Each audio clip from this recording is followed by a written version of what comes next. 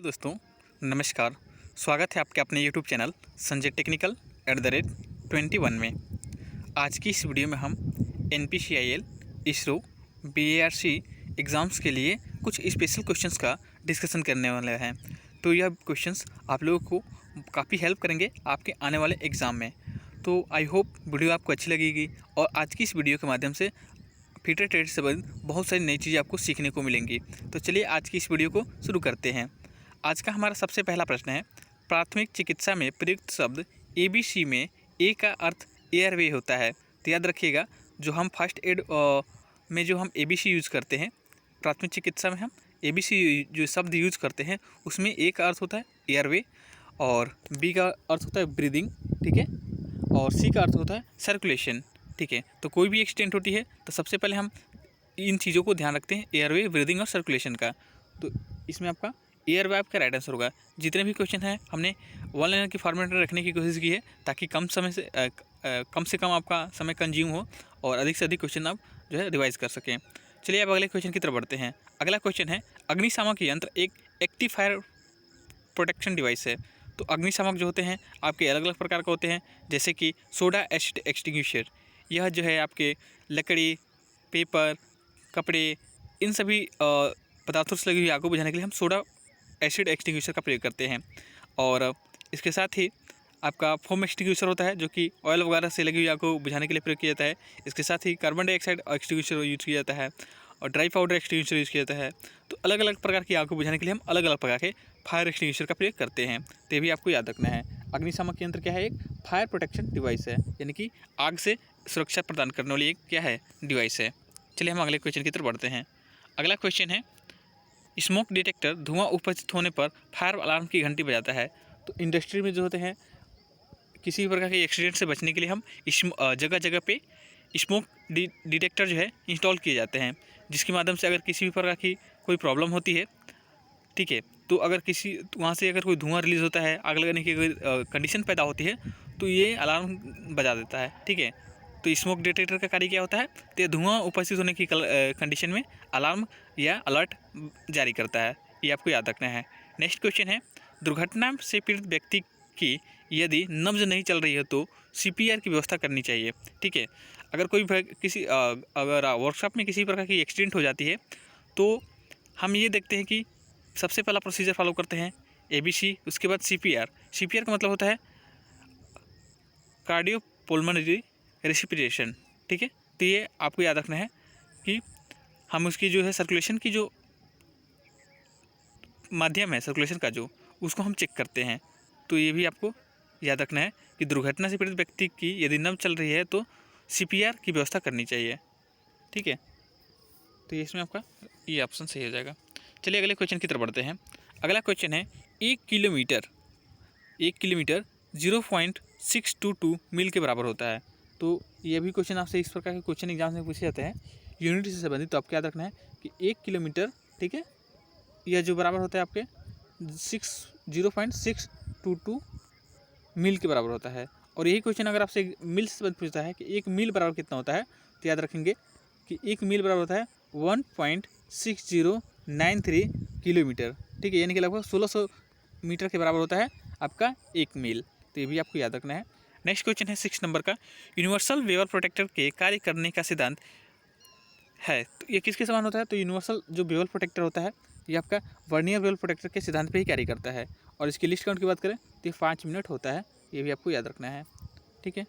और इसका प्रयोग जो है हम एंगल मापने के लिए करते हैं। चलिए अगले क्वेश्चन की तरफ बढ़ते हैं। अगला क्वेश्चन है 7 नंबर का, स्टेप ब्लाइंड होल की गहराई वर्नियर डेप्थ की गुज के द्वारा मापी जाती है। तो ये क्वेश्चन आपसे बार बार एग्जाम में पूछता है और 2020 में क्वेश्चन पूछा गया था कि स्टेप ब्लाइंड होल की गहराई मापने के लिए हम कौन से इंस्ट्रूमेंट का प्रयोग करते हैं। तो याद रखना है कि वहाँ पे हम स्टेप ब्लाइंड होल की गहराई मापने के लिए वर्नियर डेप्थ गेज का प्रयोग करते हैं। तो वर्नियर डेप्थ गेज की बात करें तो यह एक प्रकार का सूक्ष्म मापी यंत्र है जिसकी लिस्ट काउंट होती है 0.02 मिलीमीटर, ठीक है। और इसके साथ ही इसका प्रयोग हम आउटसाइड डायमीटर और इनसाइड डायमीटर मापने के लिए भी हम करते हैं। और यह आपके इसका आविष्कार जो है पेरी वर्नियर नामक वैज्ञानिक ने किया था। तो इसको आपको याद रखना है। इतनी सारी चीज़ें आपको याद रखनी है वर्नियर कैलिपर से संबंधित। नेक्स्ट क्वेश्चन की तरफ बढ़ते हैं। अगला क्वेश्चन है 8 नंबर का, ड्रॉ फाइलिंग में, ये मैं नहीं है, ये में है, ठीक है, याद रखिएगा।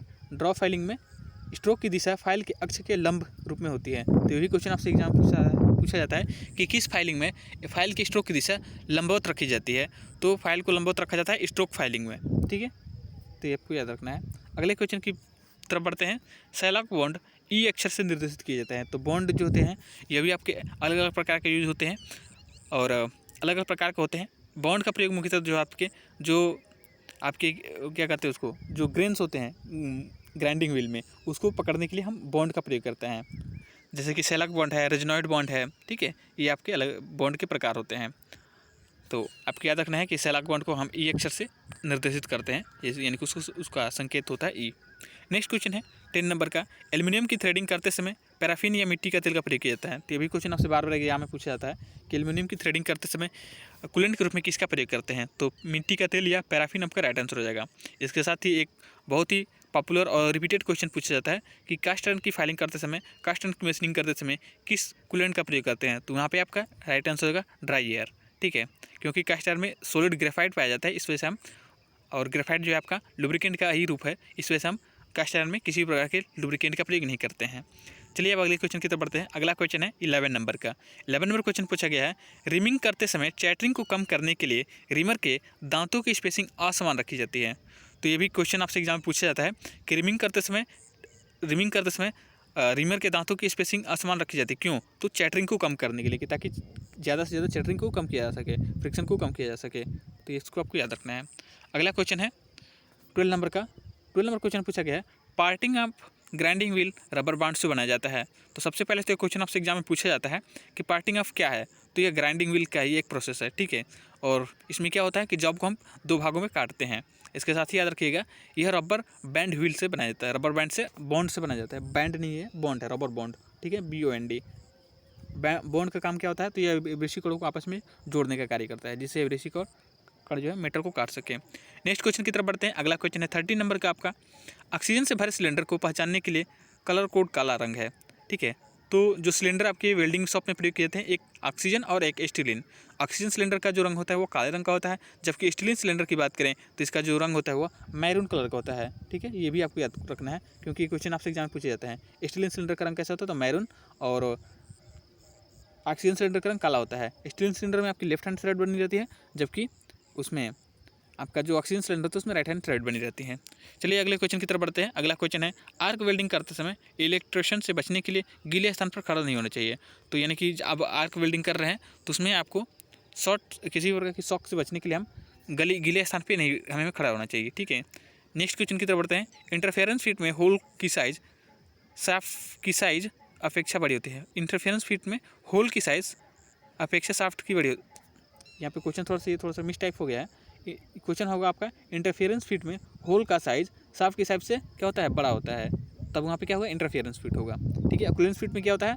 होल का साइज आपका बड़ा होता है और शाफ्ट का साइज क्या होता है? आपका छोटा होता है। तो वहाँ पे क्लीयरेंस फीट होती है, ये भी आपको याद रखना है। नेक्स्ट क्वेश्चन की तरफ बढ़ते हैं।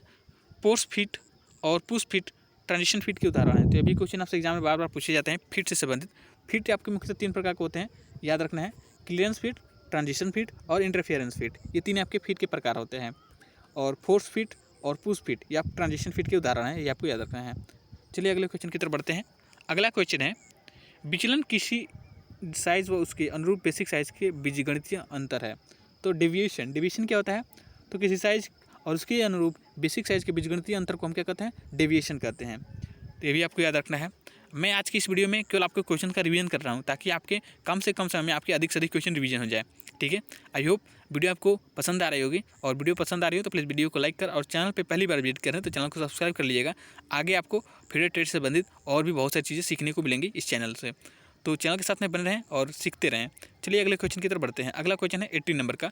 थर्मल एक्सपेंशन वह गुण है जिससे ताप और ऊर्जा देने पर धातु आयतन में बढ़ते हैं। तो ये भी क्वेश्चन आपसे पूछा जाता है, और जीके में स्पेशली यह क्वेश्चन पूछा जाता है कि रेलवे ट्रैक में जो जॉइंट होता है वहाँ पे गैप क्यों दिया जाता है, मतलब रेलवे पटरियों में जॉइंट गैप क्यों होता है। तो ये धातु का एक गुण होता है थर्मल एक्सपेंशन का, ठीक है।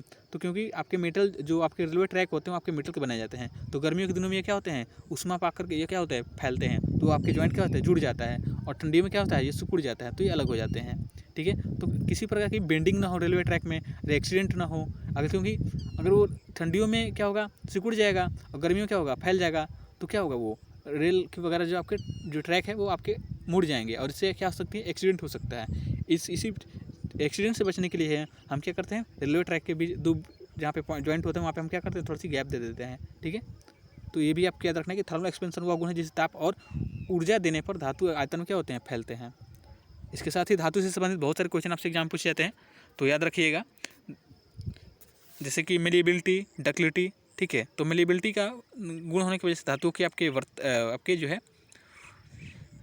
पतली शीट के रूप में बनाया जाता है। डक्टिलिटी के गुण होने के कारण से धातुओं के वायर वगैरह बनाए जाते हैं। और प्लास्टिसिटी का गुण होने की वजह से धातुओं के बर्तन बनाए जाते हैं। ये क्वेश्चन आपको याद रखने हैं। नेक्स्ट क्वेश्चन है, इलेक्ट्रिक विधि द्वारा स्टेनलेस स्टील को बनाया जाता है। तो मेटल के उत्पादन करने की भी विधियाँ अलग अलग होती है। जैसे स्टेनलेस स्टील की बात करें तो ये इलेक्ट्रिक विधि के द्वारा बनाया जाता है। पिग आयरन की बात करें तो ये ब्लास्ट फर्नेस से तैयार किया जाता है। कास्ट आयरन की बात करें तो क्यूपुला फर्नेस से, और रॉट आयरन जो होता है आपके पुडलिंग फर्नेस से तैयार किया जाता है।